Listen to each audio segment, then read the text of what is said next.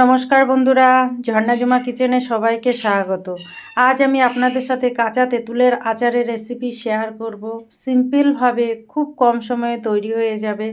আর এখন প্রচুর পরিমাণে তেঁতুল পাওয়া যাচ্ছে, কাঁচা তেঁতুল। আপনারা এইভাবে আচারটা বানিয়ে 1 সাল পর্যন্ত স্টোর করতে পারেন। তো চলেন রেসিপিটা আমি কিভাবে তৈরি করেছি সেটা এখন আপনাদের সাথে শেয়ার করব। আমি কাঁচা তেঁতুলের আচার, এখন প্রচুর পরিমাণে বাজারে কাঁচা তেঁতুল পাওয়া যাচ্ছে। তো এখন আমি তাহলে তেঁতুলগুলো কেটে নেব। খোসাগুলো ছাড়িয়ে নিতে হবে তেঁতুলের। এইভাবে দেখুন, আরামসে কিন্তু কাটতে হবে, নাহলে হাতে কিন্তু লেগে যাবে কাটতে। দেখো এইভাবে খোসা ছাড়াতে হবে।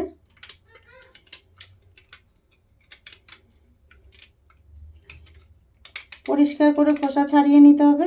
দেখো আমি তেঁতুলগুলো পরিষ্কার করে তারপরে ঘুরে আসছি। দেখেন আমি তেঁতুল পরিষ্কার করে নিয়ে নিয়েছি, আর ভেতরের বীজগুলো আমি এইভাবে সব বের করে নিয়েছি। দেখেন সবকটা তেঁতুল থেকে আমি বীজ এইভাবে বের করে নিয়ে নিয়েছি। এখন এগুলো একটু সেদ্ধ চাপিয়ে দেব। দেখেন কড়াইতে আমি জল দিয়ে দিয়েছি, আর তেঁতুলগুলো এখন জলের মধ্যে দিয়ে দিচ্ছি, সেদ্ধ করে নেব।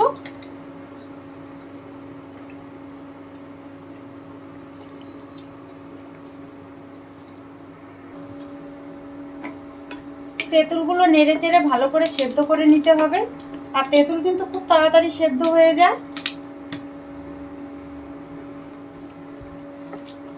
দেখেন তেঁতুল সেদ্ধ হয়ে গেছে, আমি এখন প্লেটে তুলে নিচ্ছি।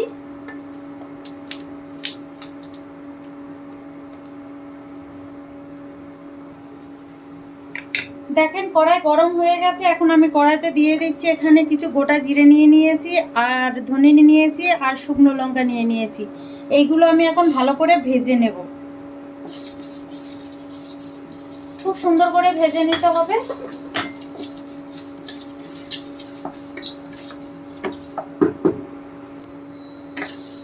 দেখেন মশলা ভালো করে ভাজা হয়ে গেছে, এখন আমি নামিয়ে নেব। আর এইগুলোকে ঠান্ডা করে গুঁড়ো করে নেব একটু। কড়াইতে আমি এখন সেদ্ধ করা তেঁতুলগুলো দিয়ে দিচ্ছি।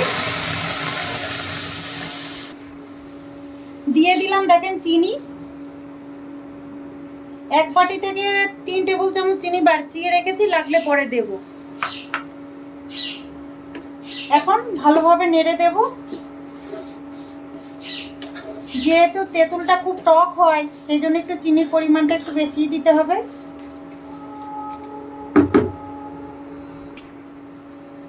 দিয়ে দিলাম নুন।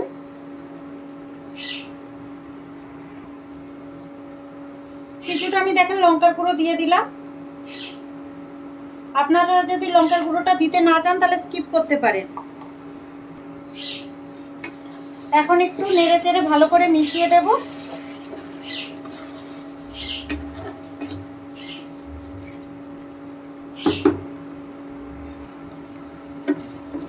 দেখেন চিনি কতটা গলে গেছে, গলে দেখেন জল বেরিয়ে গেছে পুরো।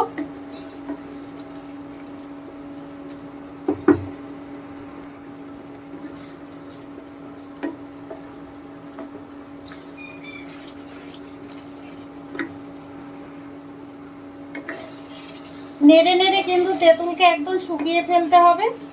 আর দেখেন অনেকটা কিন্তু শুকিয়েও আসছে। কত সুন্দর হয়েছে দেখে বুঝতে পারছেন।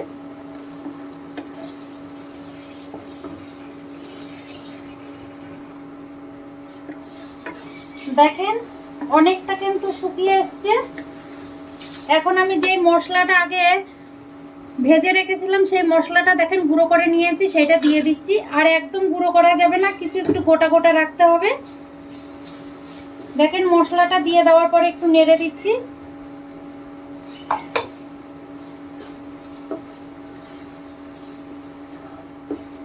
খুব সুন্দর একটা গন্ধ আসছে।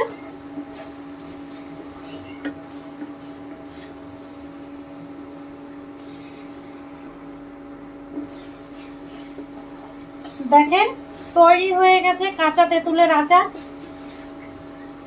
কত সুন্দর হয়েছে দেখেই বুঝতে পারছেন, আর কালারটাও কিন্তু খুব সুন্দর এসেছে। এইভাবে কিন্তু আপনারা বানিয়ে 1 বছর পর্যন্ত স্টোর করতে পারেন। এখন আমি নামিয়ে নেব। এখন আমি দেখেন প্লেটে নিয়ে নিলাম।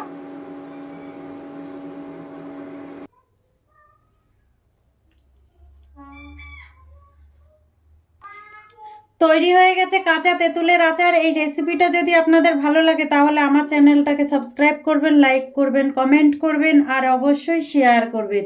আর আমি যেইভাবে বানিয়েছি এইভাবে আপনারা তেঁতুলের আচারটা তৈরি করবেন।